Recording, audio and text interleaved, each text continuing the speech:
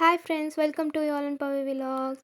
ஒரு சில ஃபுட்லாம் நம்மளோட டேஸ்ட் பிடிக்காதனாலேயே நம்ம ஃபுட்டில் அதிகமாக சேர்த்துக்க மாட்டோம். அப்படிப்பட்ட ஒரு ஐட்டம் தான் பாவக்காய். அதை வச்சு இன்றைக்கி ஒரு சாம்பார் பார்க்கலாமா?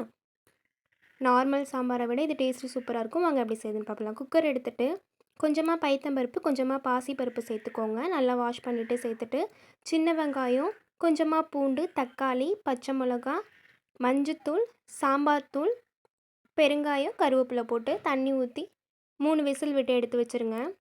இப்போ கடாய் வச்சுட்டு எண்ணெய் விட்டுக்கோங்க.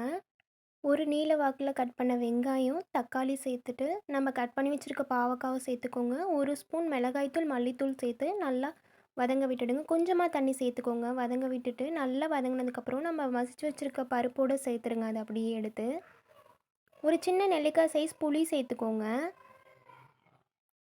அவ்வளோதான். எல்லாமே நல்லா கொதி வந்ததுக்கப்புறம் பச்சை வாசனைலாம் போய் நல்லா கொதி வந்ததுக்கப்புறமா எடுத்து சர்வ் பண்ண ஆரம்பிச்சிடுங்க.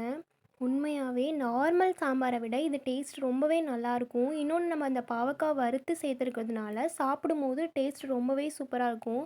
கண்டிப்பாக இந்த மாதிரி ஹெல்த்தியான ஃபுட்ஸ்லாம் நீங்கள் வந்துட்டு வீக்லி ஒன்ஸ் கண்டிப்பாக சேர்த்துக்கோங்க.